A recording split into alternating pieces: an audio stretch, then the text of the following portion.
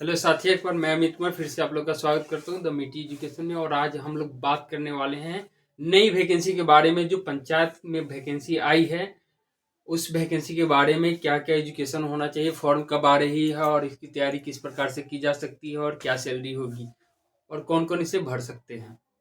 तो आप लोग देख रहे होंगे यहाँ पे कि कुल पदों की संख्या जो है 9,029 है। बहुत बड़ी बहाली है पंचायतों में।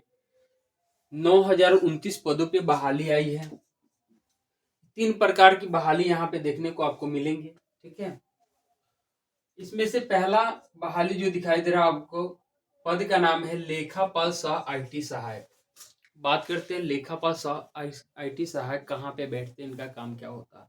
तो लेखापाल सह आईटी सहायक हर पंचायत में बैठना है। जहाँ पे अभी के डेट में 4 पंचायत में एक लेखापाल आईटी सहायक की बहाली हो चुकी है और जितने पद बचे हैं उतने पदों पे बहाली होनी है। तो आपको दिखाई दे रहा होगा 7,017 पदों पे बहाली होने वाली है। इतने पद पे अभी लेखापाल की जो सीट है वो खाली है।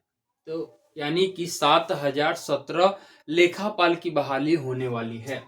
देख रहे होइएगा, पंचायत बहाली 2024 का नोटिफिकेशन है। अभी बिहार सरकार मेहरबान है, छात्रों पे बहुत सारी वैकेंसियां दे रही है। हर रोज कोई ना कोई वैकेंसी आ रही है। बिहार सरकार ने कहा है कि 2 महीनों में बहाली की प्रक्रिया हम शुरू कर देंगे। इसकी बहाली की प्रक्रिया जो शुरू होने वाली है 2 महीनों में शुरू हो जाएगी। ठीक है, और आजकल जो भी बहाली की प्रक्रिया शुरू हो रही है बहुत जल्दी ही उसका निपटारा कर दे रही है, ज्वाइनिंग वाइनिंग सारा हो जा रहा है। तो पहला पद है लेखापाल आईटी सहायक। इसकी योग्यता की बात कर ले तो आप कॉमर्स से पढ़े अगर है, ग्रेजुएट है यानी कि बीकॉम किए हैं तो आप इसको भर सकते हैं। इसमें लगा होता है आईटी। आईटी लगने का मतलब है कि आपको कंप्यूटर का नॉलेज भी होना चाहिए।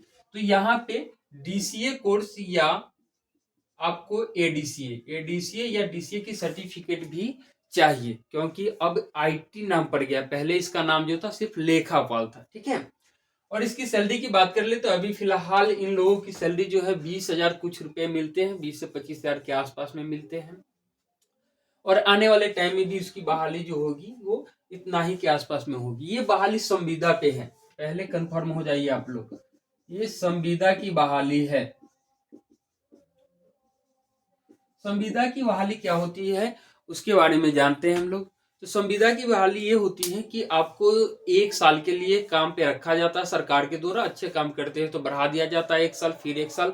अच्छे काम करते हैं तो 5 साल के लिए बढ़ा दिया जा सकता है, और बहुत अच्छे काम करते हैं तो आपको परमानेंट कर दिया जाता है, 60 सालों के लिए कर दिया जाता है।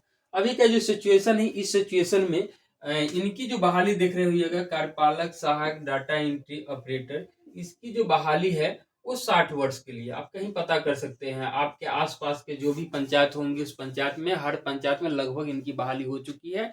इनकी कुछ सीटों पे बहाली बची हुई है, या तो ऐसे हुआ है कि अभी टीचर्स की बहुत सारा वैकेंसी आई थी जिसमें ये जो बहाली था और उस पे जो बच्चे थे वो टीचर में हो गया तो वो लोग चले गए हैं।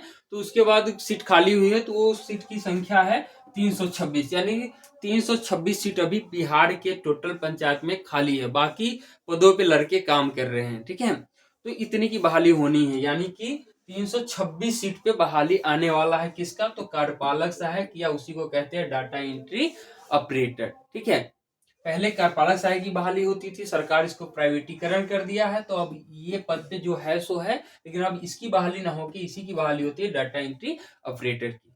ठीक है, और लेखापाल की बहाली हुई है और लोग जॉब भी कर रहे हैं, बहुत अच्छा पद भी है।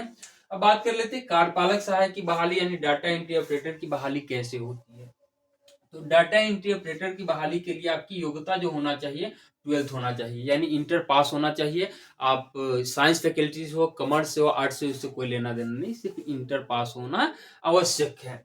उसके बाद में साथ ही साथ आपको चाहिए डीसीए या एडीसीए कोर्स चाहिए। ठीक है, उस समय जो बहाली आई थी उस समय ये कोर्स पे बहाली होती थी 6 माह वाले, लेकिन अब अधिकांशतः बहाली जो होती है एडीसीए पे होती है, और ये 1 वर्ष का कोर्स होता है। ये 1 वर्ष का कंप्यूटर का कोर्स होता है। ठीक है, अब इसकी बहाली होनी है और पदों की संख्या आपको दिख रहा होगा 326 पद है। इसकी सैलरी की बात कर लेते, इसकी सैलरी पहले जो शुरुआती सैलरी थी वो 12,000 पे हुई थी, फिर कुछ को 14,500 से हुआ था। अभी जो बहाली हो रही है वो डाटा एंट्री ऑपरेटर की हो रही है। इसकी सैलरी जो आपको मिलता है बहाली टाइम वो 17,000 से 21,000 के बीच में होती है। ठीक है, इतने पे बहाली होती है। अब साथ ही साथ बात कर ले हम लोग ग्राम कचहरी सचिव का।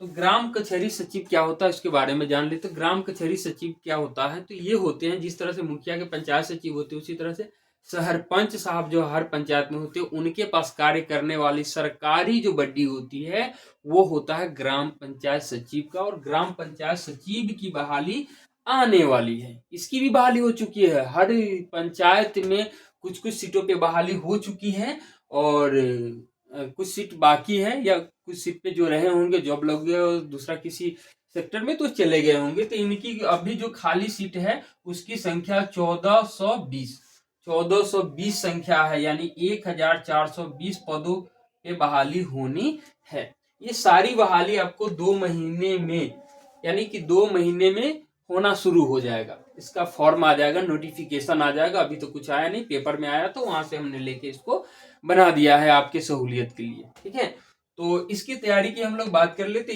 इसका तो नंबर बेसिस पे होता है। ठीक है,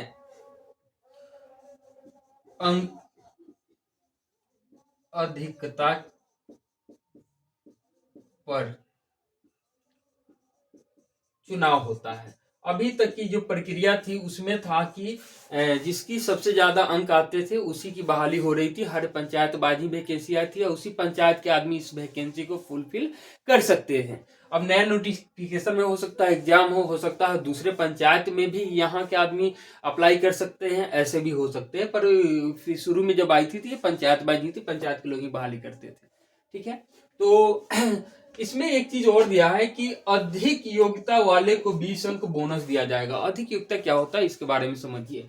अधिमान्य योग्यता ये होता है कि कार्यपालक सहायक यानी डाटा एंट्री ऑपरेटर की बहाली इंटर पे होनी है और इंटर पे होती है, और वो अगर एमए कर चुके हैं यानी पीजी कर चुके हैं, ग्रेजुएट कर चुके हैं, तो उनकी मेजोरिटी के हिसाब से उनको 20 अंक एक्स्ट्रा दिया जाएगा।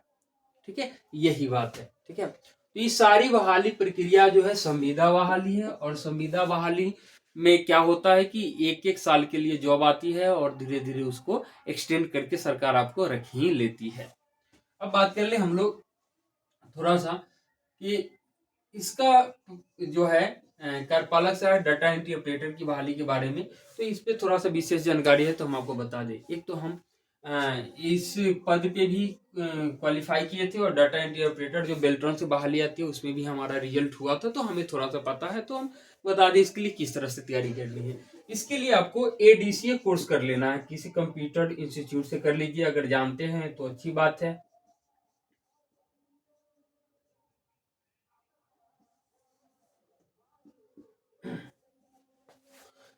एडीसीए कोर्स कर लीजिए। उसके बाद में साथ ही साथ में आपको टाइपिंग चाहिए। क्या चाहिए? आपको टाइपिंग आना चाहिए। टाइपिंग 2 भाषा में आना चाहिए। एक आना चाहिए हिंदी में टाइपिंग आना चाहिए, दूसरा आना चाहिए आपको इंग्लिश में टाइपिंग आना चाहिए। मिनिमम रिक्वायरमेंट 30 वर्ड पर मिनट होता है दोनों का। लेकिन इसमें अगर आप सिलेक्शन चाहते हैं तो आपको मिनिमम कम से कम आपको मानना होगा तो 40 प्लस, और इसमें मानना होगा 40 प्लस, सॉरी 50 प्लस आपको टाइपिंग स्पीड होना चाहिए, तभी जाके आपका सिलेक्शन हो पाएगा। तो टाइपिंग तो ये सेकेंडरी मैटर है। फर्स्ट मैटर ये है कि टाइपिंग से पहले आपका एग्जाम होता है। 100 अंक का एग्जाम होता है और 100 अंक का एग्जाम जो होता है वो एडीसीए कोर्स जो आपने साल भर सीखे हैं उस कोर्स से ही ऑब्जेक्टिव क्वेश्चन पूछे जाते हैं, यानी थ्योरेटिकल एग्जाम लिया जाता है। अब इसमें क्या होता है कि इसका मेरिट लिस्ट, इसमें जितने अंक आते हैं इसके अंक और ये टाइपिंग में जो अंक आते हैं इसके अंक, दोनों अंक को मिलाकर तब जाके आपका सिलेक्शन होता है। फिर आपको मेरिट लिस्ट बढ़ता है और आपको जॉब मिलती है। तो ये थी आज की बहाली पे हमारी वार्तालाप और जानकारियां जो हमने आपको दी है। अगर आपको अच्छा लगता है वीडियो तो शेयर और लाइक जरूर करें, अपने मित्रों में भी शेयर करना ना भूलें। ये बहाली 2 महीने में प्रक्रिया शुरू होने वाली है और हो सके तो बहुत जल्दी इस पे नोटिफिकेशन भी आ जाएगा। सो थैंक यू, धन्यवाद।